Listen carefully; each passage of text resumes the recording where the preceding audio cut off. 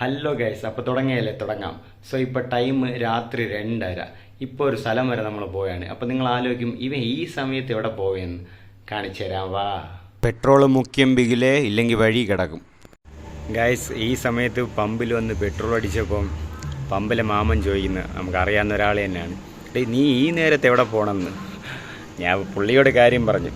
നിങ്ങൾക്ക് കുറച്ച് സസ്പെൻസ്, ഇപ്പം എത്തും. ഈ പെയിൻറ്റിങ് ചെയ്തവന്മാരെ സമ്മതിച്ചു കൊടുക്കണം. പിന്നെ നിങ്ങൾക്ക് അറിയാത്തൊരു കാര്യമുണ്ട്, സുനിത വില്യംസാണ് ആ ഫോട്ടോയിലിരിക്കുന്നത്, കണ്ട. കഴിഞ്ഞ വീഡിയോയിൽ കാണിച്ച അതേ ടോള് തന്നെയാണ് ഇത്. ഈസ്റ്റ് ഫോർട്ട് റോഡിലൂടെ ഒരു യാത്ര. ഗൈസ്, ഞാൻ പിന്നെ ഒന്ന് പത്മനാഭസ്വാമി ക്ഷേത്രം ഒന്ന് കാണാമെന്ന് വെച്ച്. ഇവിടെ ഇപ്പോഴും ആൾക്കാർ വരുന്നുണ്ട് കേട്ടോ, അതാ ബസ് കയറിച്ച ആൾക്കാരൊക്കെ. ആഹാ, ഇവിടെ ഒന്ന് നോക്കി നിൽക്കാൻ തന്നെ എന്തൊരു സുന്ദരം. ഗൈസ്, ഈ റോഡറിയാമല്ലോ, രാമചന്ദ്രൻ, പഴയ രാമചന്ദ്രനുള്ള ഈസ്റ്റ് ഫോർട്ട്. ഇപ്പം എന്ത് ശാന്തമായിട്ട് ഇവിടെ കിടക്കുന്നു, കുറച്ച് കഴിയണം. അങ്ങനെ പഴയ രാമചന്ദ്രൻ വഴിയിലൂടെ പഴവങ്ങാടി ക്ഷേത്രത്തിന് മുന്നിലെത്തി. ഗൈസ്, ഇവിടെ പൂര ഫ്ലക്സാണ്, വ്യാഴാഴ്ചത്തേക്കുള്ള പുറപ്പാടാണ്. ഗൈസ്, ആ ഓപ്പോസിറ്റ് കാണുന്ന ഗേറ്റില്ല, അവിടെയാണ് എനിക്ക് +1 ഫസ്റ്റ് അലോട്ട്മെൻറ്റ് സീറ്റ് കിട്ടിയത്. അപ്പോൾ ഗൈസ്, ഞാൻ ഇന്ന് വന്നിരിക്കുന്നത് പാളയത്ത് അത്താഴം കഴിക്കാനാണ്. കാണിച്ചു തരാം. കണ്ടടേ.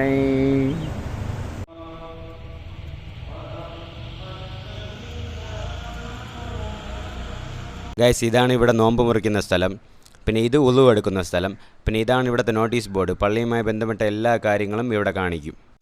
ഗൈസ്, ഫ്ലൈറ്റൊക്കെ എടുക്കണം കഴിക്കാൻ വേണ്ടിയിട്ട്. കണ്ടോ ഗൈസ്, പള്ളീൻ്റെ അകത്തായിട്ട് ഒരു ചെറിയൊരു ഓഡിറ്റോറിയം ഉണ്ട്, അവിടെ വെച്ചാണ് അത്താഴം കൊടുക്കുന്നത്. തിരക്ക് കണ്ട തിരക്ക്, ഇവിടെ വരി വരിയായിട്ട് നിന്ന് സമാധാനത്തോടെ അത്താഴം വാങ്ങിച്ച് അവിടെ പോയിരുന്ന് കഴിക്കണം. സത്യം പറഞ്ഞാൽ ഇവിടെ ഒരു മതസൗഹാർദ്ദം തന്നെ നടക്കുന്നുണ്ട്. ഇവിടെ വരുന്നത് അത്താഴത്തിന് മുസ്ലിംസ് മാത്രമല്ല, ഹിന്ദുക്കളും ക്രിസ്ത്യൻസും എല്ലാവരും വരുന്നുണ്ട്. ഗൈസ്, ഒരു പ്ലേറ്റ് എടുക്കുക, കഴുകുക, വന്ന് ഫുഡ് വാങ്ങുക, കഴിക്കുക, കഴുകുക. ഗൈസ്, എനിക്കൊരു എത്തും പിടിയും കിട്ടാത്ത എന്താണെന്ന് വെച്ചാൽ ഈ മൂന്നും, അതായത് ക്ഷേത്രം, പള്ളി, ചർച്ച്, ഈ മൂന്നും എങ്ങനെയാണ് ഒരു സ്ഥലത്ത് ഒരുമിച്ച് വന്നത്? ഇതിനി കോയിൻസിഡൻസ് ആണോ അതോ ഇവർ വേണമെന്ന് പറഞ്ഞ് ചെയ്തതാണോ? ആർക്കെല്ലാം അതിനെപ്പറ്റി വല്ലോ അറിവുണ്ടോ? ഉണ്ടെങ്കിൽ പറഞ്ഞു നോക്ക്. എങ്ങനെയായിരിക്കും ഈ മൂന്നും ഒരുമിച്ച് ഒരു സ്ഥലത്ത്? അപ്പോൾ എങ്ങനെ എല്ലാം കൂടി ഒറ്റ ഒരു ഫ്രെയിമിൽ സെറ്റല്ലേ? ഗൈസ്, പാളയം പാലത്തിൻ്റെ താഴെയുള്ള ടണൽ, അതുവഴി നിങ്ങളൊന്ന് പോകണം. അതും ഈ നൈറ്റ് ഒരു വല്ലാത്ത ആംബിയൻസാണ് ഈ വഴി, സത്യമായിട്ട്. ഗൈസ്, ഈ പാളയം പാലത്തിൻ്റെ ഈ താഴെ ഉണ്ടല്ലോ, വല്ലാത്ത വൈബാണ് കേട്ടോ. അത് റോഡ് പെയിൻറ്റിങ് ഒക്കെ ഒരു രക്ഷയില്ല. സൗണ്ടും നല്ല എന്ന് കേൾക്കണം, കൊള്ളാം. പിന്നെ ഇത് ആ ടണലിൻ്റെ ലെഫ്റ്റ് സൈഡിലുള്ള ഒരു റോഡ്. ഈ റോഡിലാണ് ഈ കളർ തീമൊക്കെ ഇട്ടിരിക്കുന്നത്. കളർ തീം ഒരു രക്ഷയില്ല കേട്ടാ, കാണുമ്പോൾ എല്ലാം ഒരു സുഖമുണ്ട് കണ്ണിന്. അപ്പോൾ കളറൊക്കെ മാറുന്നതൊക്കെ. എൻ്റെ കയ്യിൽ പലരും ചോദിച്ചു, എന്തിനാണിപ്പോൾ ഒരു യൂട്യൂബ് ചാനലൊക്കെ തുടങ്ങി, ഇങ്ങനെ ഇതൊക്കെ എന്താണെന്ന്. അപ്പോൾ ഞാൻ പറഞ്ഞു, അങ്ങനെ ഒന്നുമില്ല. മുമ്പേ ഒരു പ്ലാൻ ഉണ്ടായിരുന്നു, ഇങ്ങനെ സോഷ്യൽ മീഡിയ പ്ലാറ്റ്ഫോംസിൽ അക്കൗണ്ടൊക്കെ തുടങ്ങണം, ഇങ്ങനെ ഒന്ന് ചെയ്യണമെന്നൊക്കെ. അതിനിപ്പോഴാണ് സമയമായത്. പിന്നെ ഒന്ന് വെച്ചാൽ ഇപ്പോൾ ഇതെനിക്കൊരു കൂട്ടുപോലെയാണ്. കാരണം ഉള്ളത് പറയാമല്ലോ, ഏരിയയിലിപ്പം പയ്യന്മാരേ ഇല്ല. എല്ലാവരും എൻ്റെ സമപ്രായക്കാരന്മാരെല്ലാവരും ഇപ്പോൾ ഗൾഫിലാണ്. ഇപ്പോൾ എൻ്റെ കമ്പനീസും ഗൾഫിലാണ്. ഇപ്പോൾ എൻ്റെ കൂടെ നടന്നവനും ഇപ്പോൾ ലാസ്റ്റ് വളരെ റീസെൻ്റായിട്ട് ഗൾഫിൽ പോയി. ഇനിയിപ്പോൾ ഞാനും 1, 2, 3 പേരെ ഉള്ളൂ ഇവിടെ നാട്ടിൽ. ബാക്കിയെല്ലാം പിന്നെ നമ്മൾ അനിയൻ പയ്യന്മാരാണ്. പിന്നെ അവന്മാരുണ്ട്, എന്നിരുന്നാലും അപ്പോൾ ഇതിപ്പം അങ്ങനെ ചെയ്തു പോകുന്നു. അതുകൊണ്ട് ഒരു യൂട്യൂബ് ഇങ്ങനെ വീഡിയോസ് നിങ്ങൾക്ക് ചെയ്യുന്നു. പിന്നെ അവന്മാരുടെ സപ്പോർട്ടും ഉണ്ട്, പിന്നെ നിങ്ങളെ സപ്പോർട്ടും ഉണ്ട്. അപ്പോൾ നിങ്ങളും കൂടെ ഉണ്ടാവും എന്നുള്ളൊരു വിശ്വാസത്തിൽ ഇങ്ങനെ ഇറങ്ങി തിരിച്ച്. ഇടയ്ക്കിടയ്ക്ക് കളർ മാറുമ്പോൾ കൊള്ളാം. അവിടെ നിന്ന് കഴിഞ്ഞിട്ട് ഈ ചർച്ചിൻ്റെ അവിടെ വന്ന്, ഈ ചർച്ചിൻ്റെ പേരൊന്ന് കമൻറ്റ് ചെയ്യാൻ അറിയാവുന്നവർ. പിന്നെ ഞാൻ മ്യൂസിയം സൈഡിൽ വന്ന്, അപ്പോഴേക്കും ഈ മാമൻ കിടന്ന് ഓടി കളിക്കുന്നുണ്ടായിരുന്നു. ഇപ്പോൾ ഗൈസ്, നിങ്ങൾ മ്യൂസിയത്തിൽ വന്നിട്ടുണ്ടോ? വന്നിട്ടില്ല അല്ലേ? കള്ളൻ മ്യൂസിയം എന്ന് പറഞ്ഞപ്പോഴേ ചിരിച്ചുകൊണ്ടിരിക്കുകയാണ് എല്ലാം. മ്യൂസിയത്തിൽ ഷ്യൂ ഉണ്ട്, ഷ്യൂ. ഇവിടെ നമുക്ക് മൃഗങ്ങളെ കാണാം, പശു, കുരുവി, അല്ല അവരൊന്നുമല്ല, വേറെ.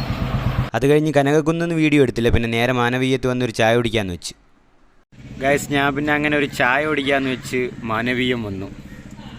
ഇവിടെ ഇപ്പോഴും ആൾക്കാരുണ്ട്. പയ്യന്മാരുണ്ട്, പെൺപിള്ളേരുണ്ട്, ഒറ്റയ്ക്കുണ്ട്, കൂട്ടമായിട്ടുണ്ട്. പയ്യന്മാരൊക്കെ വണ്ടിയിലൊക്കെ 4 പേരെ ഇരുത്തിയാണ് വരുന്നത്. ഡാൻസ്, പാട്ട്, ഇപ്പോഴും ഉറക്കമില്ല ഇടയന്മാർ. അപ്പം നിങ്ങൾ ചോദിക്കുക എനിക്ക് ഉറക്കമില്ലേ? ഈ ഉറക്കമില്ല, അത് കണ്ടില്ലേ? എന്നാലും ഇതാ ഒരു കൊച്ചു പയ്യൻ ഇവിടെ ഓടിപ്പോണണ്ട. ഞാൻ അത് അവൻ്റെ കൂടെ അങ്ങനെ ആ പള്ളിയിൽ pot.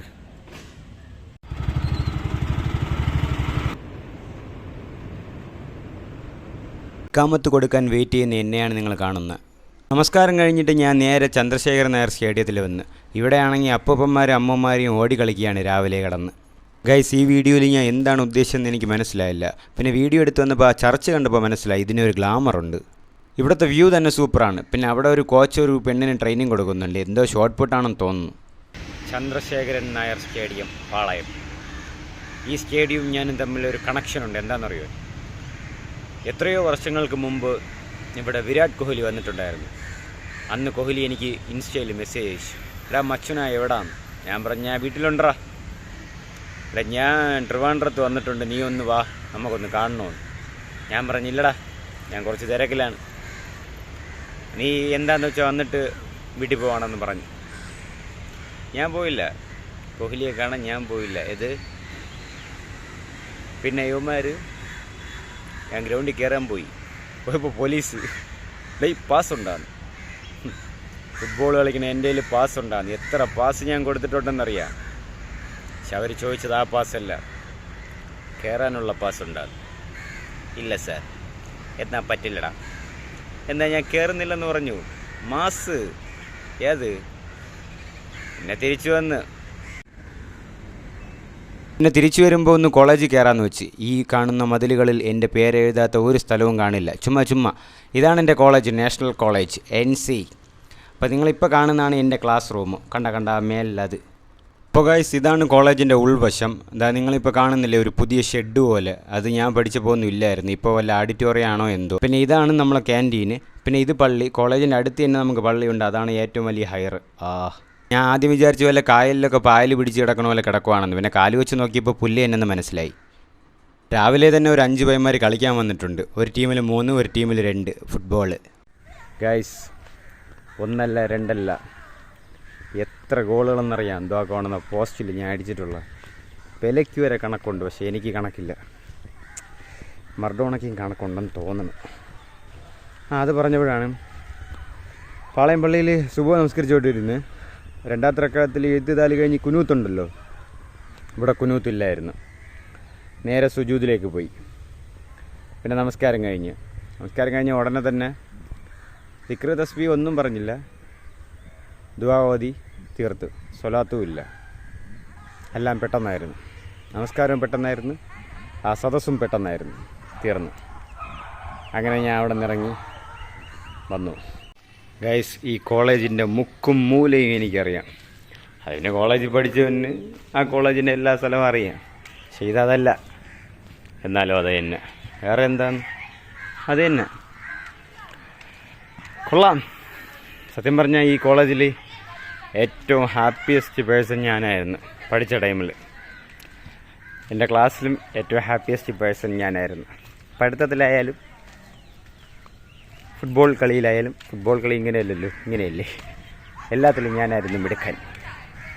I am the greatest ever NC was seen. NC national കോളേജാണ് കേട്ടോ. രാവിലെ തന്നെ നിങ്ങളെ ഞാൻ ശല്യം ചെയ്യുമെന്ന് എനിക്ക് തോന്നുന്നു അല്ലേ?